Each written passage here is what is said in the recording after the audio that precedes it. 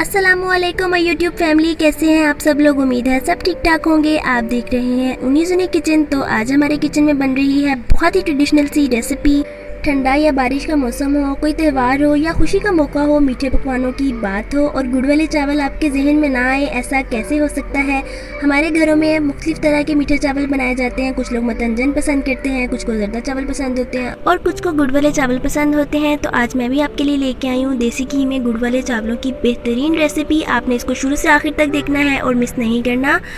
तो चलिए वीडियो को स्टार्ट करते हैं। इंग्रेडिएंट्स पे जाने से पहले 2-3 बातें आप नोट कर लें। अगर आपके चावल नए हैं तो आपको गुड़ की क्वांटिटी चावलों से हाफ़ रखनी है, लेकिन अगर आपके चावल पुराने हैं तो आपको गुड़ की क्वांटिटी हाफ़ से थोड़ी सी ज़्यादा रखनी है।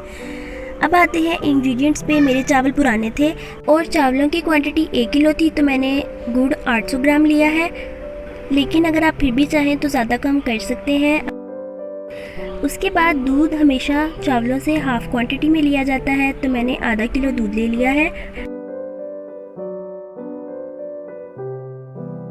उसके बाद मैंने नारियल ले लिया है, उसको मैंने इस तरह से स्लाइसिस में काट लिया है। आप किसी भी शेप में कट कर सकते हैं। 8 से 9 दाने मैंने सब्ज़ इलायची के ले लिए हैं। आप इलायची पाउडर यूज़ कर सकते हैं। 1 कप मैंने देसी घी ले लिया है। बादाम और जो मग्ज़ हैं आप हस्बे ज़रूरत ले लें।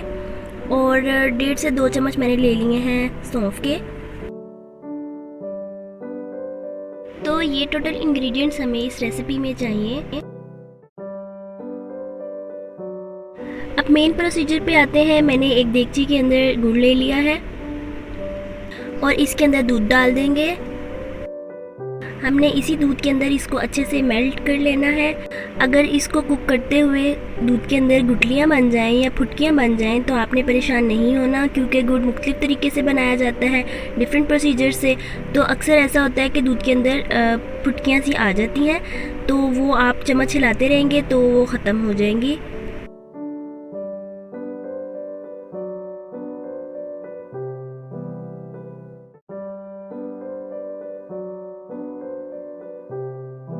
तो यहाँ पे आप देख सकते हैं कि गुड़ कम्प्लीटली मेल्ट हो गया है और इसके अंदर बॉयल आ रहा है, तो आपने फ्लेम फ़ौरन से ऑफ कर देना है। इसको मज़ीद नहीं पकाएंगे। अब एक देगची के अंदर मैं देसी घी ऐड कर रही हूँ। देसी घी का 1 कप था, मैं हाफ़ अभी डाल रही हूँ और हाफ़ आप दम के टाइम पे डालेंगे। दम के टाइम जब आप डालते हैं देसी घी तो उसकी स्मेल बहुत अच्छी आती है। आप इस टिप को ज़रूर ट्राई कीजिएगा। इसके अंदर हम लोग सौंफ को अच्छे से भून लेंगे। मैं इलायची को भी साथ ही ऐड कर रही हूँ।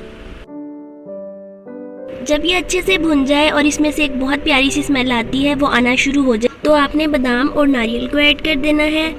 मग्ज़ अभी ऐड नहीं करेंगे, मग्ज़ हम लोग दम के टाइम पे ऐड करेंगे।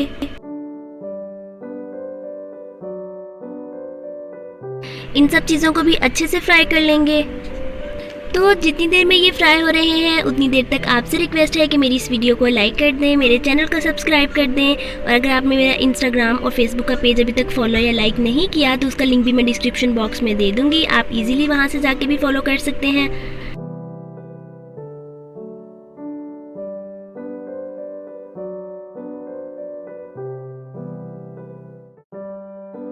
तो ये आलमोस्ट फ्राई हो चुके हैं। अब हमने जो गुड़ का शीरा तैयार किया था वो इसके अंदर डाल देंगे। शीरे को हम छलनी से छान के ऐड करेंगे ताकि नीचे जो इम्प्योरिटीज़ हैं वो सेपरेट हो जाएं। जब तक इसमें बॉयल नहीं आ जाता हमने इसको मीडियम फ्लेम पे इसी तरह से पकने देना है। जी, तो आप देख सकते हैं कि इसके अंदर बॉयल आ चुका है। अब मैं इसके अंदर चावलों को ऐड कर दूंगी। चावल मैंने बॉयल कर लिए थे पहले से ही। ये ऑलमोस्ट 90% कुकड है, 10% अनकुकड है। अच्छे से मिक्स करेंगे।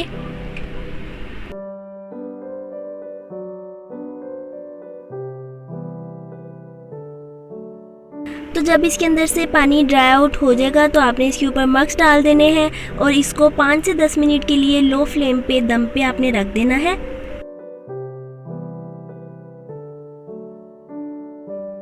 तो ऑलमोस्ट 10 मिनट हो चुके हैं। फ्लेम को ऑफ कर देंगे और इसके ऊपर जो देसी घी बचा था वो आपने इसके ऊपर डाल देना है और इसको डिश आउट कर लेना है। उम्मीद करती हूँ कि आपको मेरी ये रेसिपी अच्छी लगी होगी। काइंडली मेरी वीडियो को लाइक करें, मेरे चैनल को सब्सक्राइब करें। फिर मुलाकात होगी इंशाल्लाह नेक्स्ट रेसिपी के साथ। तब तक के लिए अपना बहुत सारा ख्याल रखें, दुआओं में याद रखिएगा। अल्लाह हाफिज़। Thanks for watching.